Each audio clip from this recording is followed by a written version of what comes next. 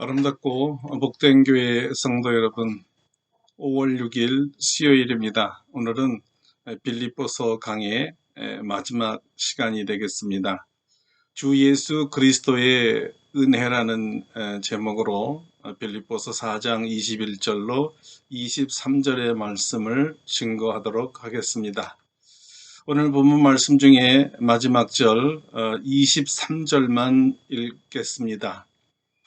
주 예수 그리스도의 은혜가 너희 심령에 있을지어다. 아멘. 기도하겠습니다.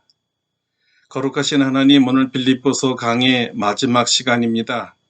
오늘 본문 말씀대로 주 예수 그리스도의 은혜가 충만한 시간 되게 하여 주옵소서.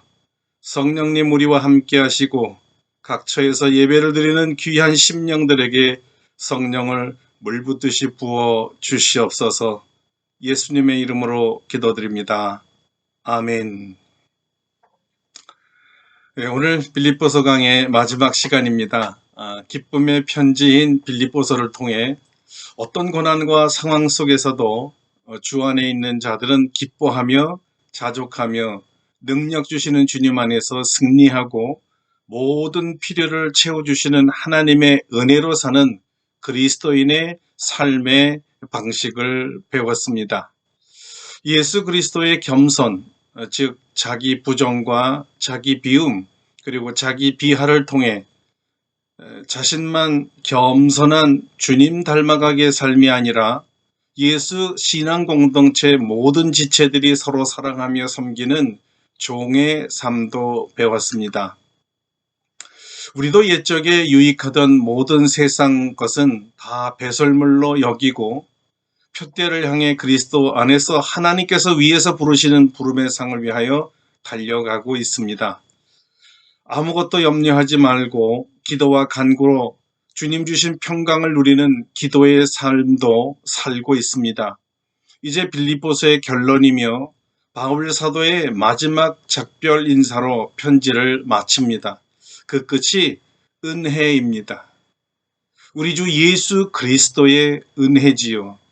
우리도 은혜를 전하며 빌립보서를 마치려 합니다. 우리 주 예수 그리스도의 은혜가 여러분과 저의 심령에 있기를 축원합니다. 마틴 로이드 존스 목사님께서 생전에 빌립보서 강해를 마치면서 은혜가 무엇인가를 정의했습니다. 은혜란 공로 없이 얻는 자발적 하나님의 사랑이다.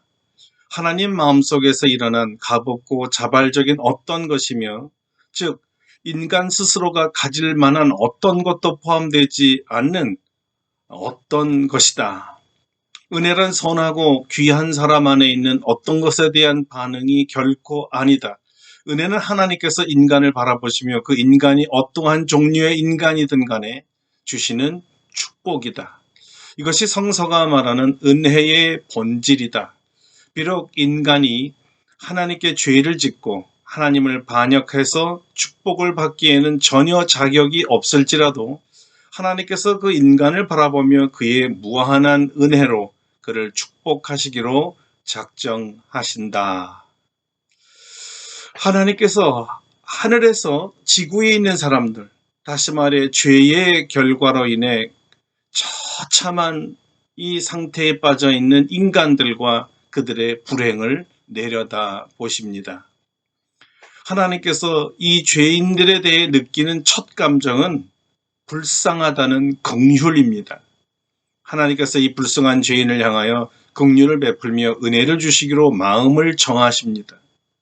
죄인은 하나님의 은혜를 받을 만한 어떤 것도 없지만 그럼에도 불구하고 하나님께서는 그들에게 은혜와 사랑을 부어주시기로 작정하십니다. 그러므로 이 하나님의 은혜란 값으로 매길 수 없는 자발적인 하나님만이 만들어내는, 그리고 하나님 밖에서는 어떤 것도 생산될 수 없는, 그렇지만 하나님의 마음으로부터 오는 선물입니다. 인간을 향한 하나님의 사랑을 하나님 스스로 표현하는 것이 은혜입니다. 바울은 하나님의 은혜, 그 은혜가 주 예수 그리스도로부터 온다고 믿고 있습니다. 은혜가 하나님의 것이지만 그리스도를 통해서 우리에게 전해진다는 이 교리는 기독교 교리의 진수 중의 진수이며 핵심 중의 핵심입니다. 바울이 하나님 아버지를 경배하고 사랑하지만 언제나 예수 그리스도를 통해서였습니다. 마틴 루터도 같은 생각을 가졌습니다.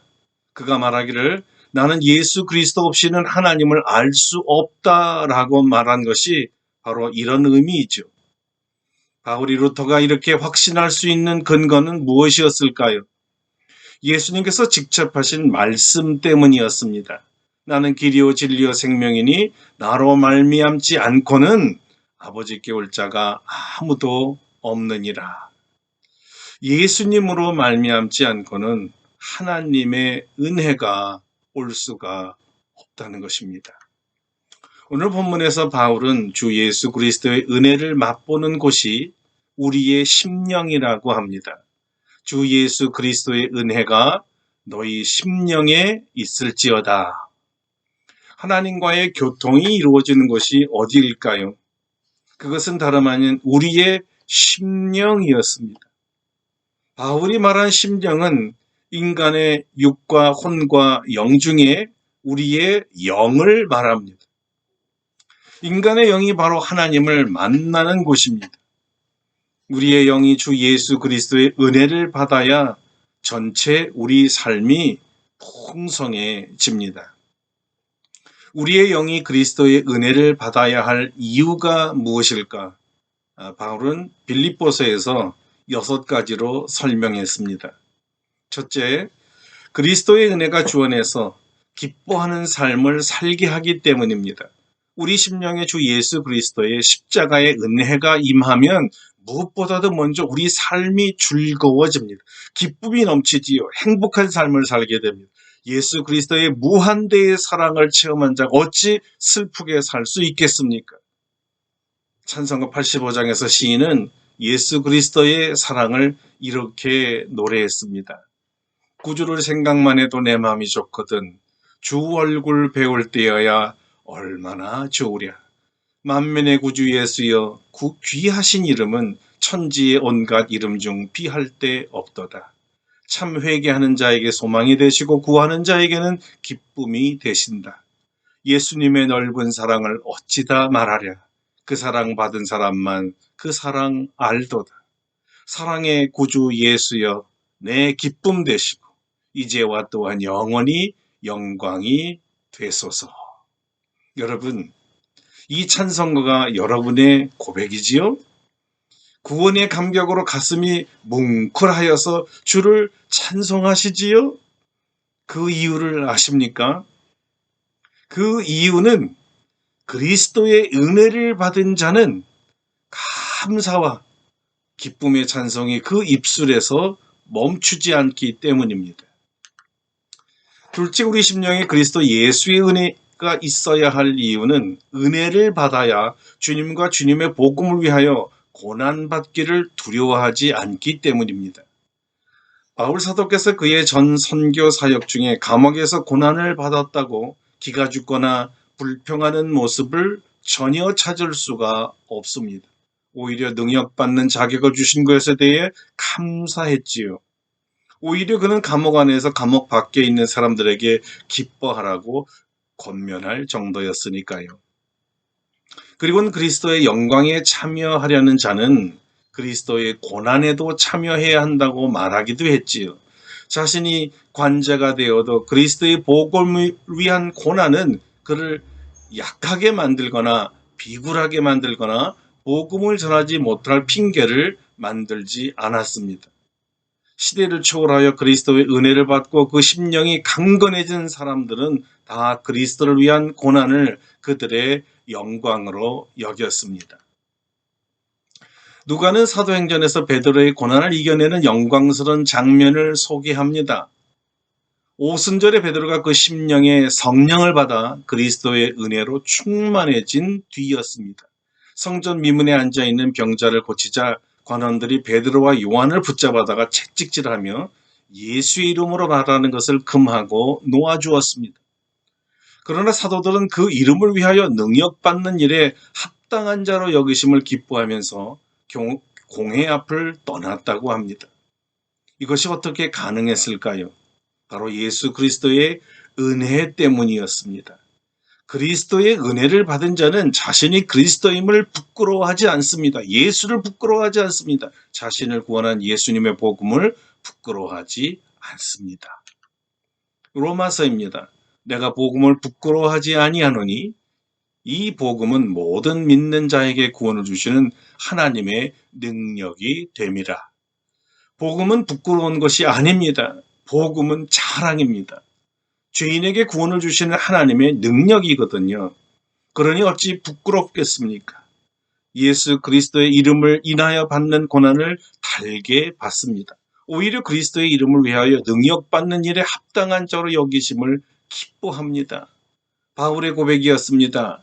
이로 말미암아 내가 또 이 고난을 받되 부끄러워하지 아니함은 내가 믿는 자를 내가 알고 또한 내가 의탁한 것을 그날까지 그가 능히 지키실 줄을 확신함이라. 세 번째로 우리 심령에 주 예수 그리스도의 은혜가 있어야 할 이유는 그리스도와 같이 자기를 비우고 낮아져서 성도들을 섬기는 삶을 살게 하기 때문입니다. 그리스도의 은혜를 받은 가장 강력한 증거 중에 하나가 낮아지는 삶을 살게 된다는 것입니다.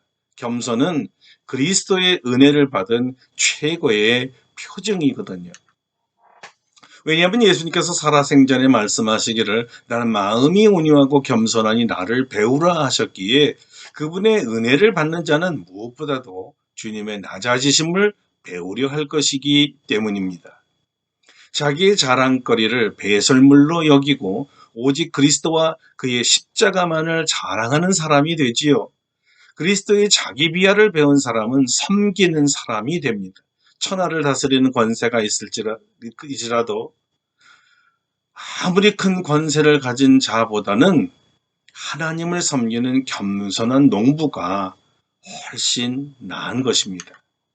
이스라엘 역사에는 두 사울이 있습니다. 하나는 이스라엘의 초대왕 사울인데 말년에 교만하여져서 그만 망해버렸습니다. 다른 하나는 신약에 나오는 사울인데 다메섹에서 부스러져서 작은 자라는 바울로 변화하여 하나님의 가장 귀히 쓰이는 인물이 됩니다. 자타가 인정하는 큰 자였던 바울 사도가 예수님을 믿고 20년 뒤에 쓴 고린도전서 15장 9절에 보면 사도 중에 가장 작은 자가라고 자기를 낮춥니다.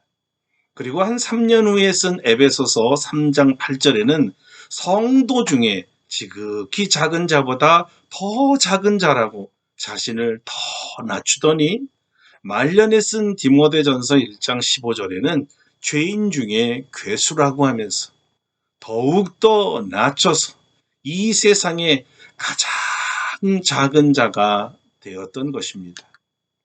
존 웨슬리는 말하기를 모든 덕의 기초는 겸손이라 하였고 어거스틴은 제자가 세상에 제일 좋은 덕이 무엇입니까? 라고 물었을 때 역시 겸손이라고 말하였습니다. 존 플래처는 그의 제자가 물었을 때 하나님께서 당신에게 기도응답으로 꼭 한 가지만 주신다면 무엇을 구하시겠습니까? 솔로몬은 지혜를 구해야 하는데 선생님은 무엇을 구하시렵니까? 이렇게 물었습니다. 그러니까 그가 대답하기를 겸손을 구하지. 한 가지만 더 주신다면 또 무엇을 구하시겠습니까?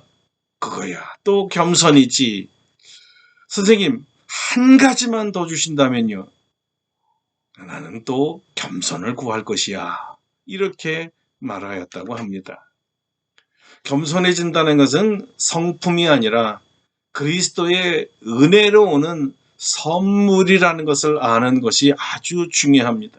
왜냐하면 인간은 본질상 교만하여서 겸손을 자랑하는 이 교만에서 벗어나지를 못합니다. 혹자는 겸손케 해달라고 기도하지만 속내는 나는 이렇게 겸손한 사람입니다 라고 다른 사람에게 보이기 위한 위선임을 속이지 못하는 것이지요. 겸손을 가장한 교만이었습니다. 반면에 그리스도의 은혜는 진정한 겸손을 갖추게 해주십니다. 넷째로 그리스도의 은혜가 심령에 있으면 그리스도 안에서 기도하여 하나님의 평강이 넘칩니다. 그리스도의 은혜는 우리가 크다 생각하는 문제보다 더 크신 하나님을 보게 만듭니다. 이 일을 능히 다스릴 하나님의 능력을 보게 하지요. 문제로 가져오는 염려 대신 하나님의 능력을 삶에 오게 하는 기도로 말미암아 하나님의 평강을 체험하게 해줍니다. 아무리 크고 높고 난공불락의 문제라도 그것보다 더 크신 주님을 본다면 여러분 심령에 그리스도의 은혜가 있다는 증거이기도 합니다. 풍랑치는 바다에서 제자들이 놓친 면이 바로 이 점입니다. 풍랑을 바라보느라고 그 풍랑을 다스리는 풍랑의 창조주를 보지 못한 것입니다. 제자들은 풍랑과 그 풍랑 중에도 속없이 주무시는 무기력하고 태평한 주님만을 보았던 것입니다. 주님께서 그들에게 무엇이라고 말했습니까? 너희가 어찌하여 믿음이 없느냐? 그러므로 풍랑 중에 풍랑보다는 예수님을 바라보게 하는 것, 그것이 바로 그리스도의 은혜입니다. 그리스도를 보는 자는 주께 기도하게 되고 그 기도는 하나님의 평강에 이르는 길이 되는 것이지요. 오늘 불치의 병으로 낙담하고 있습니까? 사랑하는 사람들 사이에 오해와 험담으로 마음에 절망이 생겼습니까? 재난으로 인해 살 소망을 잃었습니까? 시험과 취직에 낙방하여 삶이 좌절됐습니까? 연애 실패하여 시리에 빠졌습니까? 인생의 여러 가지 풍랑을 보지 말고 그 모든 풍랑을 다스리는 주 예수 그리스도를 바라볼 수 있도록 주님의 은혜를 구하시기를 바랍니다. 주 예수 그리스도의 은혜를 심령에 받은 자는 히브리서 기자의 말대로 믿음의 주요 온전케 하시는 예수를 바라봄으로 하나님의 평강이 마음을 채우게 됩니다. 이것이야말로 은혜 중에 은혜입니다. 다섯째로 그리스도의 은혜가 우리 심령에 있으면 그리스도 안에서 자족하기에 일체의 비밀을 배웁니다. 바울 사도는 빌립보 4장에서 그리스도의 은혜를 받은 자는 어떠한 형편에도 자족하기를 배운다고 했습니다. 가난과 부요, 궁핍과 풍부 등 어떤 형편이든 복음을 전하는 곳에서 발생하는 것이라면 자족한다는 것입니다. 이 일체의 비밀은 그리스도 안에서였습니다. 그리스도의 은혜가 머무르는 심령엔 그리스도의 능력을 채우는 비밀을 배웁니다. 비록 우리의 성격과 체질과 습관과 인격이 고난을 이겨내지 못한다 할지라도 그리스도의 은혜는 우리의 연약함을 극복하게 합니다. 바울이 약할 때가 강할 때임을 고백하는 것이 바로 그리스도의 은혜 때문이라고 했지요. 고린도 후서 12장 9절이었습니다. 내게 이르시기를 내 은혜가 내게 족하도다. 이는 내 능력이 약한 데서 온전하여짐이라. 그리스도의 은혜는 현재 우리가 직면한 모든 종류의 연약한 것에 대해서도 이기게 합니다. 왜냐하면 우리가 약할 그때가 예수님의 강함을 체험할 시간이기 때문이라는 것이지요. 자족하기를 배우는 이 배움은 시간이 걸립니다. 시간이 걸리는 배움이기에 인내가 요구됩니다. 그리스도의 은혜가 우리로 이 비밀이 깨달아질 때까지 인내하게 만들어줍니다. 인내는 우리의 성품을 그리스도와 같이 되도록 연단하고 결국엔 그리스도와 같은 열매를 맺게 해줍니다. 이제 마지막입니다. 여섯 번째로 그리스도의 은혜가 심령에 있는 자는 그리스도 안에서 하나님의 영광 가운데 풍성한 대로 모든 쓸 것을 채움 받습니다. 그리스도의 은혜는 이 부요함을 버리고 가난하게 되신 그리스도와 그리스도로부터 나오는 모든 은사들을 받아들이게 합니다. 그리스도의 복음을 전하는 데는 물론 성도들과 교회들을 통해 모든 쓸 것을 다 채워주시지만 그 출처는 다 그리스도의 것입니다. 바울은 이 귀한 진리를 고린도전서 3장 21절, 23절에서 이미 설명했습니다. 그런즉 누구든지 사람을 자랑하지 말라. 만물이 다 너희의 것입니다. 바울이나 아볼로나 게바나 세계나 생명이나 사명이나 지금 것이나 장래 것이나 다 너희의 것이요 너희는 그리스도의 것이요 그리스도는 하나님의 것이니라. 세상 만물이 다 우리의 것이고 우리가 그리스도의 것이기에 우리가 필요한 모든 것은 그리스도로부터 오는 것입니다.